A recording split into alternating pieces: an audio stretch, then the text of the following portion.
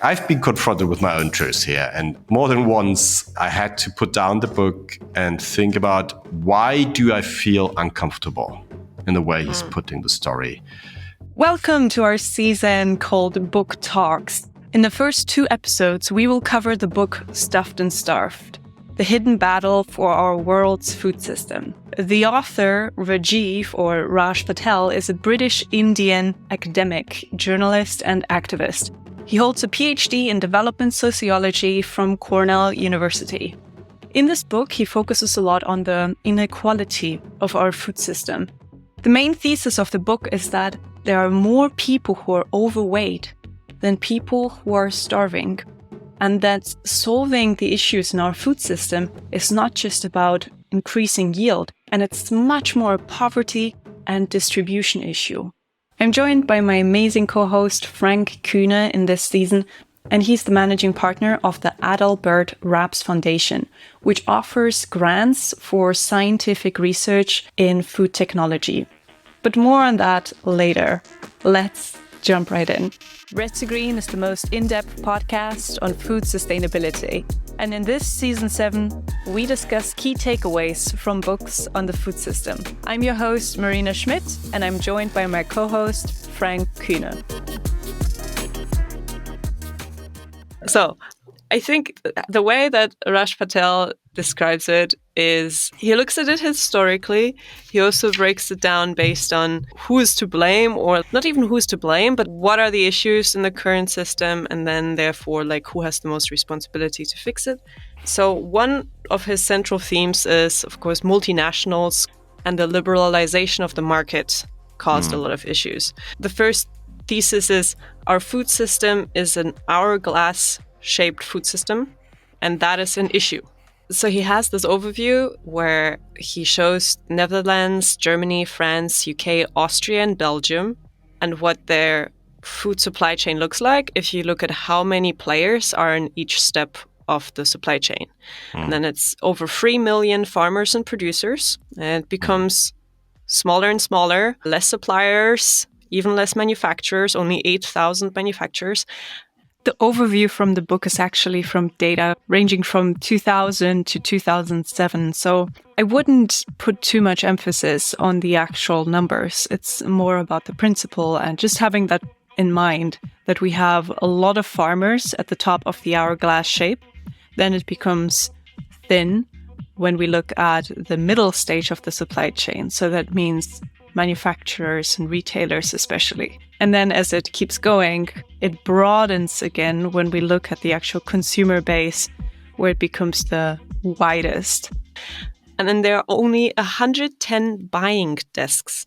I actually double-checked what that exactly means. So Yeah, what is it? You were wondering? Yeah, I was wondering too. I never heard the term, and I've been working in the food industry for the last 20 years. So what is a buying desk in Europe? Tell me, sorry. Exactly. Yeah. He also didn't explain that. The retailers, they give the power to agencies who are responsible for purchasing. So there are 110 buying desks or agencies that make decisions about what to purchase. But I think he simplifies too much. And from all my experience, I never actually talked to a buying desk. I always been negotiating directly with the retailers.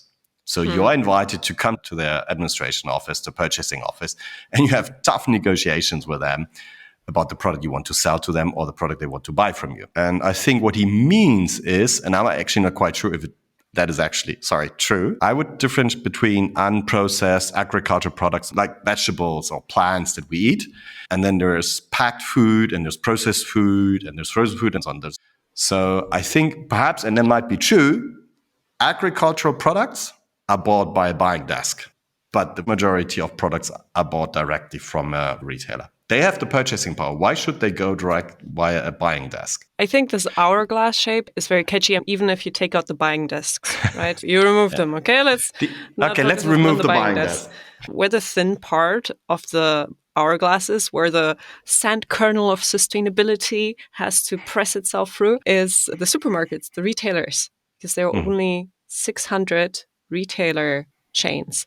And connected, to the book, The Carbon Footprint of Everything, we were discussing, we know air fried is super bad. getting your food from heated greenhouses is horrible for the environment. But the consumer cannot have a decision that is balanced because it's not on the label. It's not on a label. If the retailers would say, we can just decide we're not going to buy and sell foods that have such a high CO2 emission that's unnecessary, then that wouldn't be even an issue. But of course, then you rely on the retailer's sustainability goals. And also what I think he's pointing at is the entire system, the liberal market system, just incentivizes everybody to just go for profit as the only bottom line. I think in the book, the hourglass example is like one of these things where I can say there is some truth in it. And I think he's right when he says, what is the purpose of the food system? The purpose of the food system is not to feed us, but we do it for profit. He blames the industry and the traders and the politicians for setting up a rigged game. Because actually his thesis is the market liberalization and the building of multinationals was argued based on we need this to make it cheaper for the consumers. He argues that that isn't actually always the case. So there's a very interesting explanation of NAFTA. So I will quote him again here to give you a bit of the viewpoint of Raj Patel.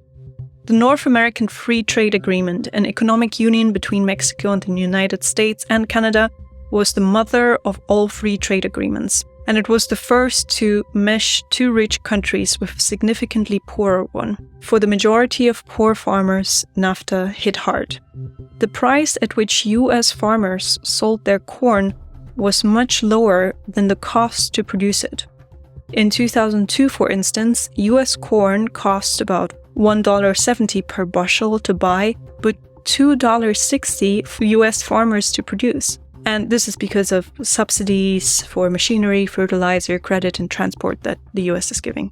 And quoting Raj Patel, when the price of corn fell, one would have thought the price of tortilla would have also dropped, but it didn't. It actually saw a price rise as NAFTA began. January 1994, the average price for a kilo of tortillas was around 50 pesos. By the end of the century, the price was 7 times higher. But why is that the case? Raj argues in the tortilla market, the number of food processors is very small indeed. 2. The players Gimsa and Minsa actually sound like cheeky siblings, together, they control 97% of the industrial corn flour market. Remember, this is a bit of an old book, so maybe the specific numbers aren't as up to date. He summarizes, the market, through competition, is supposed to bring increased efficiency and lower prices. But the effect of turning food production over to the market has been to produce less competition and offer more structural power to the largest companies. During the demonstrations regarding NAFTA, it was announced that the subsidy for every head of EU cattle was more per day than the income of 3 Mexican farmers. I just found that quite startling how intense the subsidies are if you also compare them on a global scale. So I thought about this as like a dual expansion of power. The larger you are as a multinational, the more power you have, just like Amazon does it, right? To increase your prices at some point, and then also to push down the prices on the supplier side. And the thing that I do like about his focus is that he talks a lot about what it means for farmers and how this system is becoming increasingly unstable, because there used to be a time where if you have a local market, you can sort of rely on there being a need for a certain kind of food product. But nowadays, like a farmer who's growing soy or wheat, the question of what kind of price he will be able to get for his crop is so impossible to predict, because the war in Ukraine and increasing subsidies in the US all have an impact on the local farmer. I think that there were so many things you just said I would like to come back. What I learned again is I'm not a politician. I'm not an institutional scientist understanding the rules and laws of how institution reacts. Like, I'm really missing some background information. Here it makes sense to do a little detour and actually explain who is Frank. Frank has two main positions, one of them being the chief of advisory board at Raps GmbH. It's a natural ingredients company in the south of Germany, and they're processing herbs and spices. But probably most of his time goes into working for the Adalbert-Raps Foundation, which funds applied scientific research. For example, they also work with startups and they fund academic research related to alder proteins. I started to work for the foundation 8 years ago. Basically, I'm the managing director or the managing partner of the foundation. And to clarify how this is related, Raps, the spice company, is actually funding the foundation. It's a very interesting story. We never actually talked about that over the last 4 decades. Roughly 25% of the profit of the family business goes into the foundation and then is spent by the foundation, controlled by the Bavarian government, back into the society for any kind of projects. It's a really great example of a company that is donating a lot back to society. You can find out more about the foundation by Googling the Adalbert-Raps Foundation. You can also follow the link in the show notes. Possibly you or somebody you know could actually apply for a research grant there. And with that, we can go back into discussing Raj Patel's criticism, how price develops along the supply chain.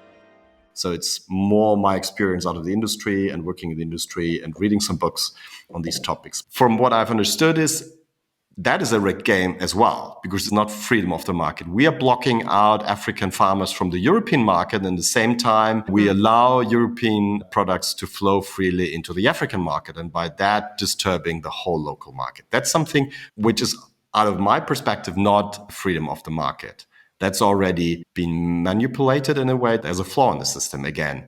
But that doesn't mean the liberalization of the market is wrong. So I think the main one is also that the US, UK, Japan, and Germany, like all the industrialized nations, actually did something different. We have loads of subsidies for our farmers and lots of support for our farmers. And at the same time, these contracts disallow it in the global south. So Raj Patel mentions that in the end of the 1970s, the World Bank was one of the few organizations that had both the means and the will to extend credit to governments in the global south. And that was all connected to many countries being close to bankruptcy and they needed money. So the bank made loans available, but it did so only if certain conditions were met. And those included a suite of changes in the economy. And the most important part is that domestic support, the actual support system for farmers, was dismantled. So farmers did not have any guarantee market or minimum price for their goods. All of that would be dismantled. Yeah, I agree. And that's what I was trying to say, that on that level, on trade level, where institutions and governments agree upon certain terms how they do trade, the system is not well balanced. There I can agree. And that's something where the focus should be on how to improve these systems. He actually proposed this kind of more complex farmer system where you have local farmers with I don't know how big a good farm is, but where he has a farm that is self-sustainable, delivering to a certain amount of people around him the food they can eat, they not want to eat, but it's what he has. Yeah. This system on the other level is under risk a lot more because you have a drought, you have a storm, the yield is gone, there's no harvest. Then suddenly the whole local region is out of food. A more global food system is able to balance these kind of needs depending where it comes from. Don't worry, you have difficult rain season in Vietnam, you're lacking rice. We can balance that out because there's more rice being grown in, give me a country which is growing rice. Vietnam, China. Let's call it. They basically do everything, yeah. So I am rather more pro scaling up farms than contra scaling up farms.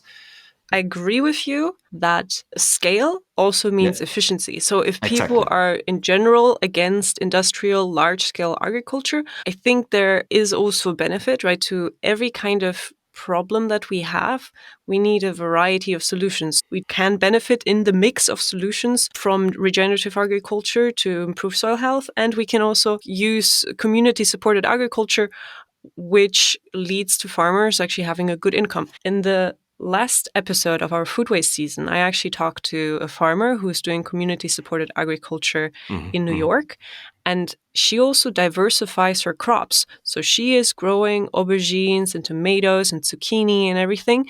And if one thing doesn't work out, then she still has several different crops to work with. And the people agree that, well, they will take whatever happens to be in season that year. I agree. Like standing on 1,000 foots is more stable than standing on 1 foot. Yeah. Let's say the base issue is that retailers are pushing the prices for most farmers to a level that just doesn't even allow them to live off of their farming. Yeah. So the food system, from my point of view, evolves because it's profit-driven and scale-driven from small entities towards a bigger business, bigger farm system. And I was wondering if we would have a similar discussion when we're looking into the mobility industry and the change from horse-powered cars to real cars or combustion engine powered cars. They disappeared. Like I was wondering, of course, we're talking about food. If we're looking into the past, said, oh, it's such a great past, we need to keep the farmers up. Or if we need to let it go and said, there's a new development in town. Our food system is an industrialized food system. There is no space for small farmers. Let's make sure they transition to a different job, a different setup, than trying to keep them in a system which is not sustainable for them. Do you see what I mean? I'm not quite sure if we're holding on to a picture of the past here.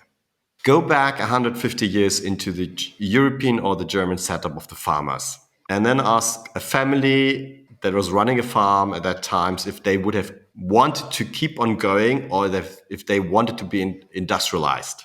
But that isn't an issue that only affects small farmers, because he also describes how the liberalization in terms of NAFTA between the US market and the Mexican market led to huge maize producers having massive issues because the maize from Mexico was competing with heavily subsidized corn and maize from the US. And so the issue is, of course, are we going to revert liberalization of the market? No, I think it's just a matter of being aware of that. So in this case, we need to understand the system as it is, and it is not fair.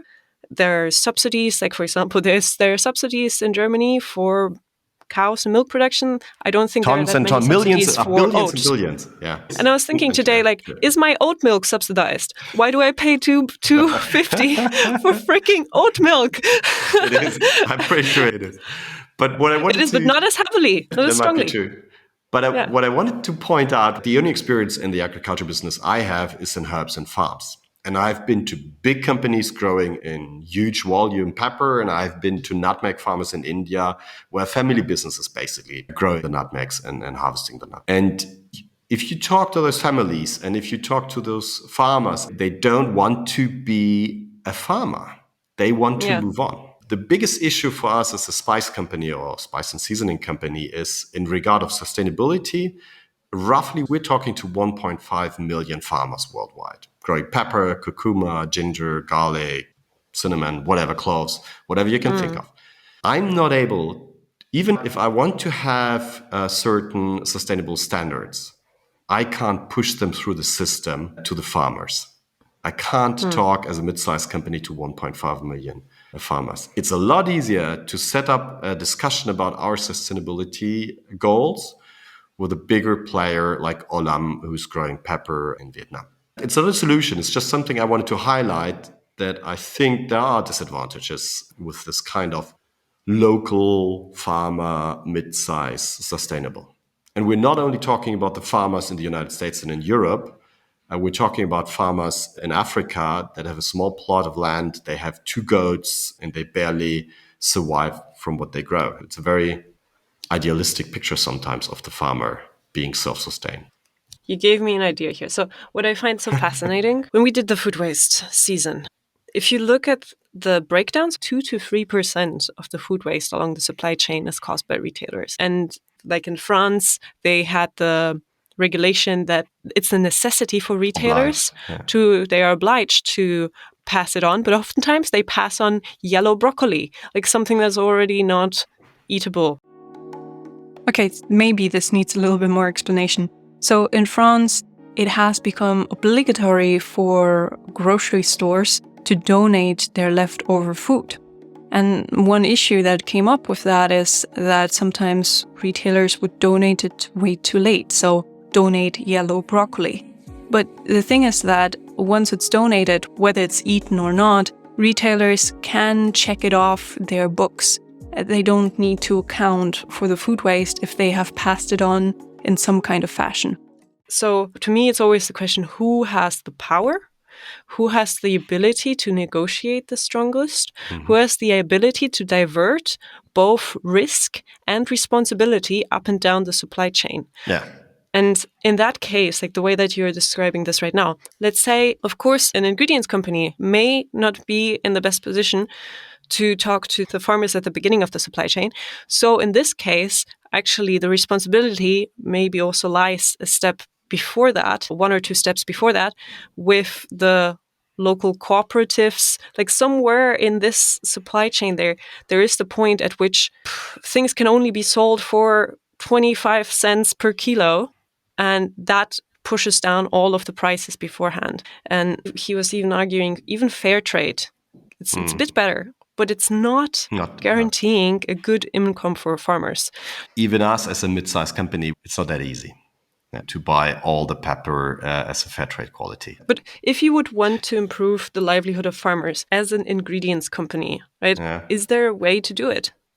Oh God, Marina, that's a very challenging question. I'm very much driven by our responsibility in our supply chain in both directions, and it's quite challenging. And I'm going to give you an example. We were drafting a project in Cambodia where we were trying to work with about 100 farmers that were growing pepper. And the idea was basically they would have been able to supply us 7 to 8% of the pepper volume we're buying per year. And the basic idea is, guys, we can see that the fluctuating pepper price is an issue for all of us. It's an issue for you because sometimes it goes below your production cost, sometimes it's above your production cost. And our job is to supply. We are selling security in regard of price stability and product quality. And obviously, the farmers were very happy when we said, okay, we agree on a stable price. We know your production costs. We know you want to have a profit. And if you see the highest price and lowest price, we said, let's meet in the middle. That's a fair price for all of us. We can put that into the market, arguing that is a more sustainable, better price for all of us. And the cooperative, they basically said to us, oh yeah, we're more than happy to sell our products for, let's say, I'm taking a number, €7 per kilogram. But if the price goes above the €7, we're going to sell it on the open market. So we weren't able to find a solution, an agreement where we had a kind of a security and they had security, but basically they wanted to have a stable price as long as we were cutting their loss. But as soon as they would have made a higher profit, we would have been out of the game. And I know several examples of these kind of attitude of farmers. And I know we're not talking about the poor farmer in India that has 2 trees and is hardly surviving. Even on the farmer side, it's profit driven. They grow food because they want to make a profit out of it, which is absolutely okay. Yeah. But the system, I think he oversimplified with some of his solutions. And you actually need to dig deeper and find a solution on the different levels of the food system. And I think we should rather work for the farmers to enable them to transition in different fields, limiting the supply of the market, by that increasing the price for the products and being traded, and have a more sustainable setup. Though I don't think that even if you would industrialize everything to a point where you have these large-scale farms, which have a little bit more leverage, still the difference, like if right now in Europe, it's like 3.2 million farmers to 8,600 manufacturers, and of course different steps in between, right? It's still such a vast step. So I think farmers, by definition, it is rather small-scale specialized business. And so there needs to be a certain setup of the system that just makes sure that they're doing better than on the completely open market.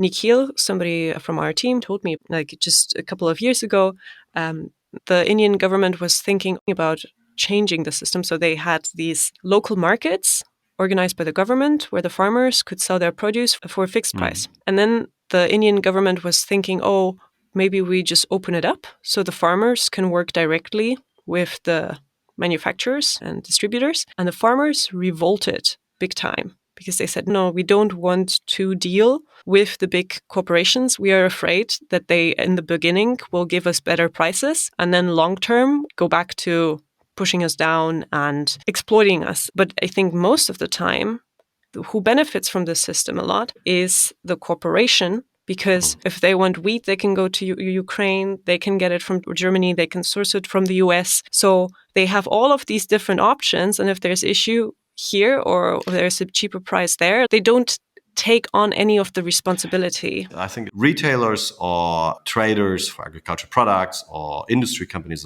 can change a lot quicker than a farmer on the other side who is bound in his education, his land, the way he set up the land, the way he set up the plant, the machinery he has bought, the farm workers he trained. He's bound with a time lag to a certain system, to a certain product. And that's true. That brings him in a bad negotiation position. Here's another quote from the book to add to this point.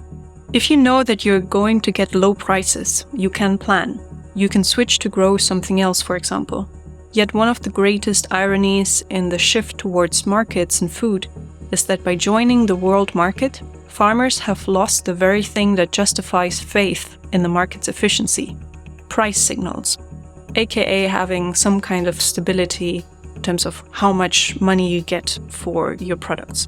I continue quoting, particularly in the global south, trade liberalization has rarely been accompanied by working mechanisms to redistribute its gains to the poor.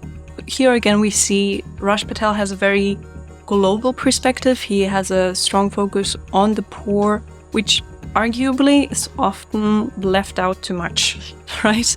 And he's very egalitarian in his arguments. It points at the issue that we're just in general lacking transparency in the food system, for sure. And that's an issue that also multinationals have, and if they try to trace back where they have their products from. So we cannot come up with a solution to it right now. And that's also okay. We're just debating like what the system is and trying. I think, yes, there is an unfairness, a disbalance in where the profit ends up and where not. And I rather criticized him in the way he was setting up the whole story in the book than denying there was an issue. I think it would be really funny to have a call with him. Oh, God. Rajay? Raj. Raj? Yeah, call him Rajay. Raj. Yeah, let's start with that. Raj. So, Raj, if you hear that and you have your hands up in your head and say, oh, my God, they haven't understood a word, and what morons are they? Just give us a call. Yeah. And more than happy to have a discussion. As you can see, we're quite funny and really enjoy controversial discussions. So could be interesting. Huh? We have opinions. Yes, we have opinions. Yeah. If you know anyone who would appreciate talking about the meta topics in the food industry, to ask the big and tough meta questions, it would help a lot if you just take 20 seconds to simply forward them a link to this episode. A big thank you to the entire team, especially Celeste Gupta and Radhika Ramachandran for audio editing. Until next time, let's move the food industry from harmful to healthy, from polluting to sustainable, from red to green.